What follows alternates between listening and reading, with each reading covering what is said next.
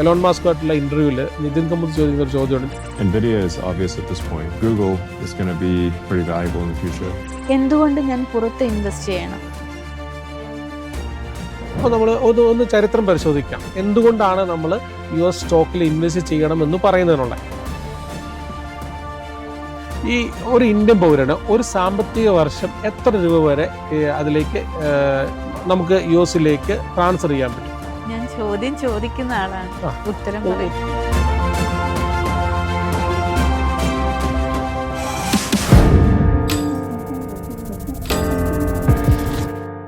ഈ വർഷം ഞാൻ ക്രിസ്മസ് സെലിബ്രേറ്റ് ചെയ്യുന്നത് കേരളത്തിലാണ്. 5 വർഷം കഴിഞ്ഞ് എനിക്കത് US സെലിബ്രേറ്റ് ചെയ്യണം എന്നാണ് എൻ്റെ ആഗ്രഹം. അതിനായിട്ട് ഞാൻ എന്താ ചെയ്യേണ്ടത്? എന്തിൽ ഇൻവെസ്റ്റ് ചെയ്യണം? അടിപൊളി ഡിസിഷനാണ്. നല്ല ഇൻവെസ്റ്റ്മെൻറ്റ് ഓപ്പർച്യൂണിറ്റീസ് ഉണ്ട്. ട്രാവൽ ചെയ്യുന്ന ആളുകളെ സംബന്ധിച്ചിടത്തോളം ക്രിസ്മസ് ഔട്ട്സൈഡ് ഇന്ത്യ സെലിബ്രേറ്റ് ചെയ്യാൻ, പ്രത്യേകിച്ച് യൂറോപ്യൻ US കൺട്രി സെലിബ്രേറ്റ് ചെയ്യാന്ന് പറയുന്നത് നല്ല കാര്യം തന്നെയാണ്. വളരെ പ്ലാൻഡായിട്ട് നോക്കിയാൽ ഇതൊന്നും ഒരു അച്ചീവബിൾ അല്ലാത്ത കാര്യമല്ല, അല്ലേ? നമ്മൾ അങ്ങനെയല്ല, ഗോൾ ഓറിയൻറ്റഡ് ആയിട്ട് ഫോക്കസ്ഡ് ആയിട്ട് ചെയ്ത് കഴിഞ്ഞാൽ തീർച്ചയായിട്ടും അച്ചീവ് ചെയ്യാൻ പറ്റും. അപ്പോൾ ഇൻവെസ്റ്റ്മെൻറ്റ് ചെയ്യാൻ വേണ്ടി ഡിഫറെൻറ്റ് ഓപ്ഷൻസ് ഉണ്ട്.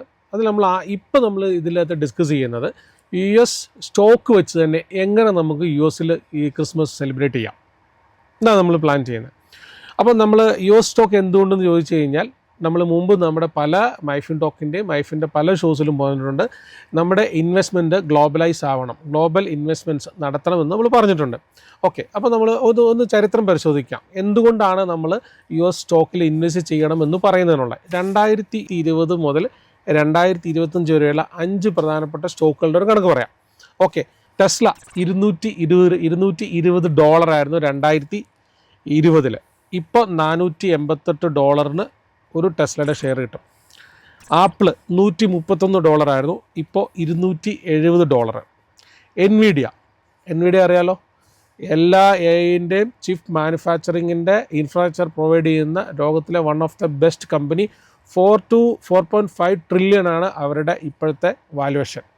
5 ഇയറും കൊണ്ട് അവരുടെ കണക്കനുസരിച്ച് 1 ട്രില്യൺ ഇൻകം റവന്യൂ ജനറേറ്റ് ചെയ്യുന്ന 1 ട്രില്യൺ.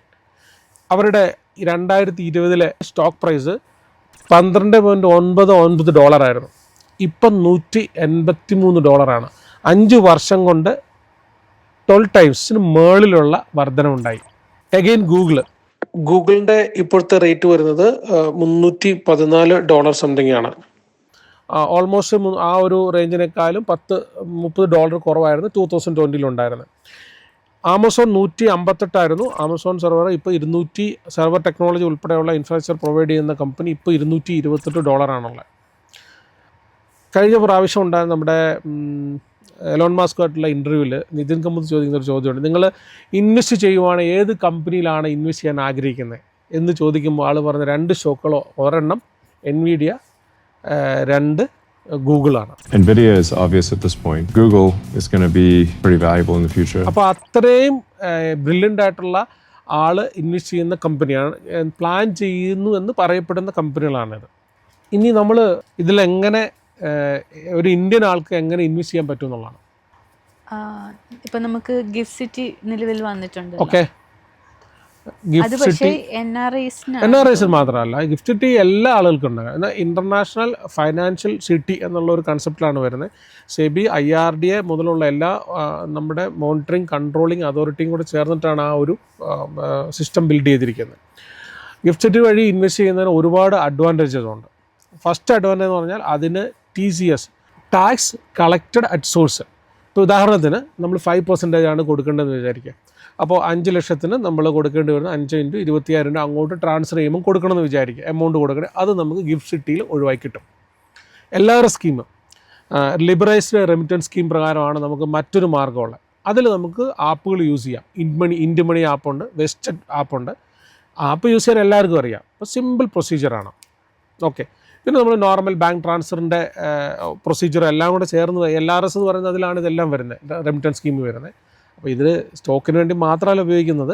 ഇപ്പോൾ നമ്മൾ എഡ്യൂക്കേഷന് വേണ്ടിയിട്ടുള്ള എമൗണ്ട് റെമിറ്റൻസ് ചെയ്യുക, റിയൽ എസ്റ്റേറ്റിന് വേണ്ടിയുള്ള ഫണ്ട് കൊടുക്കുക, അവിടെ വാങ്ങണമെങ്കിലുള്ള ഫണ്ട്, മെഡിക്കൽ ആവശ്യത്തിനൊക്കെ ഇതുപോലെ നമുക്ക് LRS വഴി അങ്ങോട്ടേക്ക് ട്രാൻസ്ഫർ ചെയ്യാം. ഒറ്റ ചോദ്യം, ഈ ഒരു ഇന്ത്യൻ പൗരന് ഒരു സാമ്പത്തിക വർഷം എത്ര രൂപ വരെ അതിലേക്ക് നമുക്ക് US ട്രാൻസ്ഫർ ചെയ്യാൻ പറ്റും? ഞാൻ ചോദ്യം ചോദിക്കുന്ന ആളാണ്, ഉത്തരം ഉത്തരം അറിയത്തില്ല. ശരി, വളരെ നല്ല കാര്യമാണ്. അപ്പോൾ നമുക്ക് $2.5 ലക്ഷം ചെയ്യാം. $2.5 ലക്ഷം. $2.5 ലക്ഷം എന്ന് പറഞ്ഞാൽ അപ്രോക്സിമേറ്റ്ലി 2,25,00,000 രൂപ വരെ നമുക്ക് അവിടേക്ക് ട്രാൻസ്ഫർ ചെയ്യാം. അപ്പോൾ നമുക്ക് ഗിഫ്റ്റ് സിറ്റി വഴി ട്രാൻസ്ഫർ ചെയ്യാം, വെസ്റ്റഡ് വഴി നമ്മളൊരു സ്റ്റോക്ക് പർച്ചേസ് ചെയ്തിട്ട് ഇതെടുക്കാം, എല്ലാവരുടെ സ്കീം ബാങ്ക് വഴി ഡയറക്റ്റായിട്ട് ട്രാൻസ്ഫർ ചെയ്യാൻ പറ്റും. ഇനി വളരെ പ്രധാനപ്പെട്ട ചോദ്യം, 2.5 കോടി രൂപയിൽ എനിക്ക് ടാക്സ് ആപ്ലിക്കബിൾ ആകുന്ന കാര്യങ്ങൾ വരും, റെമിറ്റൻസിന് കൊടുക്കേണ്ട ചാർജസ് വരും, അവിടുത്തെ ട്രാൻസാക്ഷൻ ഡ്യൂട്ടി വരും, ഇത് എല്ലാ കാര്യങ്ങളും കൂടെ പരിഗണിക്കണം. അപ്പോൾ 2 പ്രധാനപ്പെട്ട നേട്ടങ്ങളാണ് US-ലുള്ള സ്റ്റോക്കിൽ ഇൻവെസ്റ്റ് ചെയ്യുമ്പോൾ കിട്ടുന്നത്. ഒന്ന്, ഡോളറിലുള്ള അപ്രിസിയേഷൻ. 2015 ആണെന്ന് തോന്നുന്നു 68 രൂപയായിരുന്നു ഡോളർ റേറ്റ്, ഇന്ന് 90 രൂപയാണ്. അപ്പോൾ ഓൾറെഡി ഒരു 8% റിട്ടേൺ അതിൻ്റെ മുകളിലുള്ള ഇൻവെസ്റ്റ്മെൻറ്റിന് കിട്ടും. അപ്പോൾ നമ്മൾ അയക്കുമ്പോൾ 1 ലക്ഷമാണ്, തിരിച്ച് കിട്ടുമ്പോൾ 1,08,000 സ്റ്റോക്ക് വർദ്ധിച്ചിട്ടില്ലെങ്കിൽ കൂടി നമുക്ക് ഡോളർ റേറ്റ് വർദ്ധിക്കുന്നതുകൊണ്ട് കിട്ടും. എന്തുകൊണ്ട് ഞാൻ പുറത്ത് ഇൻവെസ്റ്റ് ചെയ്യണം? 3 പ്രധാനപ്പെട്ട കാര്യങ്ങളാണുള്ളത്. ഒന്ന്, ഡോളറിലുള്ള ഡൈവേഴ്സിഫിക്കേഷൻ നമുക്ക് കിട്ടുന്നു, അത് തന്നെ ഇന്ത്യൻ റുപ്പി മാത്രമല്ല മറ്റുള്ള റുപ്പിയിലുള്ള ഇൻവെസ്റ്റ്മെൻറ്റ് സാധ്യമാകുന്നു. 2, ജിയോഗ്രഫിക്കൽ ഡൈവേഴ്സിഫിക്കേഷൻ. ജിയോഗ്രഫി എന്ന് പറയുന്നത് നമ്മൾ ഇന്ത്യൻ പൊളിറ്റിക്സിന് മാത്രമല്ലാതെ ഇന്ത്യയിലുള്ള ഫാക്ടേഴ്സ്, എക്സ്റ്റേണൽ ഫാക്ടേഴ്സ് അല്ലാതെ നമുക്ക് പുറത്തുള്ള രീതിയിലുള്ള ആ ഒരു മാർക്കറ്റിനെയും കൂടെ ഉൾപ്പെടുത്തിക്കൊണ്ടുള്ള റിട്ടേണിലേക്ക് പോകാൻ പറ്റും. അപ്പം ഇന്ത്യൻ കമ്പനി ഇന്ത്യൻ കാര്യങ്ങളിൽ നിന്ന് മാത്രമായിട്ടല്ലേ മാറുക. 3ാമത്തെ കാര്യം, സെക്ടർ.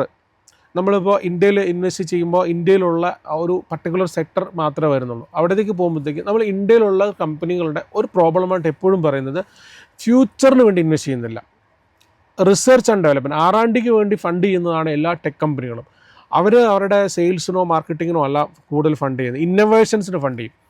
ഇപ്പോൾ ഉദാഹരണത്തിന് നിഫ്റ്റിയിലുള്ള ടോപ്പ് 5 കമ്പനീസ് എടുത്തു കഴിഞ്ഞാൽ അതിനകത്ത് മേ ബി റിലയൻസ് ഉണ്ടാവും, HDFC ഉണ്ടാവും, ITC ഉണ്ടാവും, എല്ലാം കൺസ്യൂമർ ഡിപ്പെൻഡൻ്റാണ്.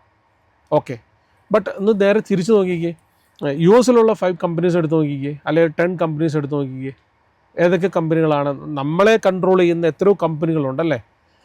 അപ്പോൾ നമ്മൾ ഈ 3 പ്രധാനപ്പെട്ട റീസൺസ് കൊണ്ടാണ് അത്തരത്തിലുള്ള പുറത്തേക്കുള്ള ഇൻവെസ്റ്റ്മെൻറ്റ്സുകൾ പറയാൻ കാരണം. അപ്പോൾ ഇന്നോവേഷൻസ് അടുത്ത 5 വർഷത്തേക്ക്, അടുത്ത 10 വർഷത്തേക്കുള്ള ഫ്യൂച്ചറിസ്റ്റിക് ആയിട്ട് ഉള്ള ഇൻവെസ്റ്റ്മെൻറ്റ്സ് ആണ് വരുന്നത്. ഇപ്പോൾ ആപ്പിൾ Tier 2 ഇന്ത്യ പോലെയുള്ള, ഇപ്പോൾ മുംബൈയിൽ സ്റ്റോർ തുടങ്ങി, അപ്പോൾ അതുപോലെ ഓരോരോ രാജ്യങ്ങളിലേക്ക്, ഇപ്പോൾ ഇന്ത്യ തന്നെ അവരുടെ അടുത്ത വലിയ മാർക്കറ്റാണ് ഇന്ത്യ. അപ്പം നമുക്ക് സ്വാഭാവികമായിട്ടൊരു ചോദ്യം തോന്നാം, എന്താണ്? ഇന്ത്യ ഒരു ഡെവലപ്പിംഗ് കൺട്രിയാണ്, വളരെ വലിയ രീതിയിലോട്ട് ഡെവലപ്ഡ് ആകുന്നു. US അതുപോലെ ഡെവലപ്പായി കഴിഞ്ഞു. അപ്പോൾ ഡെവലപ്പിംഗ് കൺട്രീസിലുള്ള സ്റ്റോക്കിൽ ഇൻവെസ്റ്റ് ചെയ്താൽ പോരെന്ന് സ്വാഭാവികമായിട്ടും തോന്നാം. ഇവിടുത്തെ നമ്മൾക്ക് പണം ഉണ്ടായി ഇൻകം ഏൺ ചെയ്യുമ്പോൾ നമ്മൾ എന്ത് ചെയ്യുന്നു? നോർമൽ നമ്മുടെ ഫോണിൽ നിന്ന് ആപ്പിളിൻ്റെ ഫോണിലേക്ക് നമ്മൾ മാറും അല്ലേ. അപ്പോൾ അതിൻ്റെ ബെനിഫിറ്റ് കിട്ടുന്ന ആപ്പിളിൻ്റെ കമ്പനിക്കാണ്. 2ാമത്തെ കാര്യം എന്ന് പറയുന്നത്, നമ്മളിപ്പോൾ ITC ആട്ട, ടബാക്കോ, ഹോട്ടൽ, ഈ 3 ബിസിനസ്സേ ഉള്ളൂ. അത് ഇവിടുത്തെ ഡിപ്പെൻഡൻ്റ് ആണ്. അതിനപ്പുറത്തേക്ക് വലിയൊരു ഓപ്പർച്യൂണിറ്റിയാണ് കൊടുക്കുന്നത്. അപ്പോൾ ഇവരെല്ലാം അറൗണ്ട് 20, 30, 40% ആണ് റിട്ടേൺസ് കൊടുത്തിട്ടുള്ളത്. നമ്മളിപ്പോൾ ഓൾറെഡി കണ്ടല്ലോ. അപ്പോൾ ഇപ്പോൾ നോർമലി ഉള്ള ഒരു കൺസെപ്റ്റിൽ നിന്ന് ഒരു ആൾക്ക് ഇൻവെസ്റ്റ് ചെയ്യാവുന്ന എമൗണ്ടിൻ്റെ ഒരു 30-40% ഇപ്പോൾ ഔട്ട്സൈഡിലേക്ക് മാറ്റണം എന്നാണ് പറയുന്നത്. അപ്പം നമ്മളൊരു ആവറേജ് ഇൻകം ഉള്ള ആളുടെ ഒരു കണക്കാണ് പറയുന്നത്.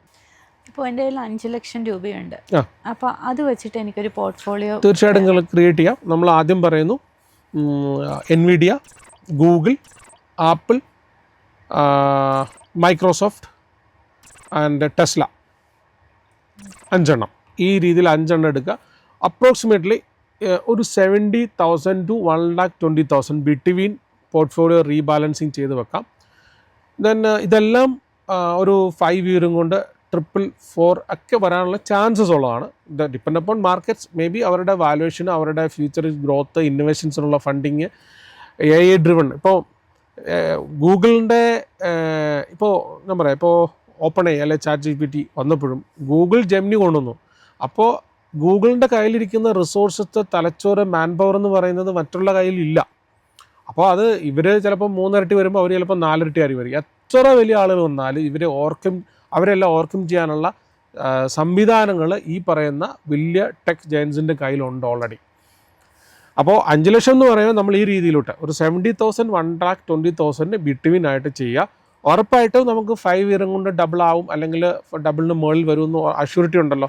അപ്പോൾ ശ്രീപ്രിയ ആദ്യം പറഞ്ഞ ട്രാവൽ പോകാനുള്ള എമൗണ്ട് ആയിട്ടുള്ള ഈ ഒരു 10 lakh 12 lakh റുപ്പീസ് നമുക്ക് കിട്ടും.